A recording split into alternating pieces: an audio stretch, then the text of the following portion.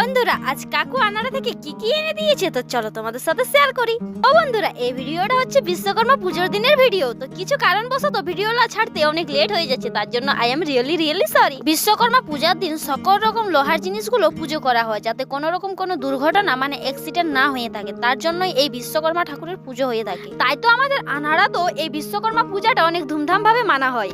আর কাকু যেহেতু একজন রেল স্টাফ তাই কাকুদের আমন্ত্রণ থাকে এই প্যান্ডেল গুলোতে, তাই তো কাকু খিচুড়ি নিয়ে এসেছে সবার জন্য। তো সন্ধ্যাবেলায় আমি দেখছিলাম টিভি, আমার টিভি দেখা কমপ্লিট হলে আমি এই ঘর দিকে এলে কাকিমা বললো তোমার কাকু নিয়ে এসেছে খিচুড়ি, খিচুড়িটা খেয়ে নাও আর বাসনগুলো ধুয়ে দাও। কিন্তু আমি খিচুড়ি নেওয়ার পরও কিছুটা খিচুড়ি থাকিই যাচ্ছিল, তার জন্য এগুলা ধোয়াধুয়ি করলাম না, খেয়ে নিয়ে সন্ধ্যাটা দিয়ে দিলাম। আমি কি কারণে ভিডিও রেগুলার দিতে পারছি না এবার ছিল সেই কারণটা তোমাদের সকলকে বলি। সত্যি কথা বলতে আমি কখনোই ভাবিনি যে সোশ্যাল মিডিয়ায় এসে আমি এইভাবে ব্লগ ভিডিও বানাবো।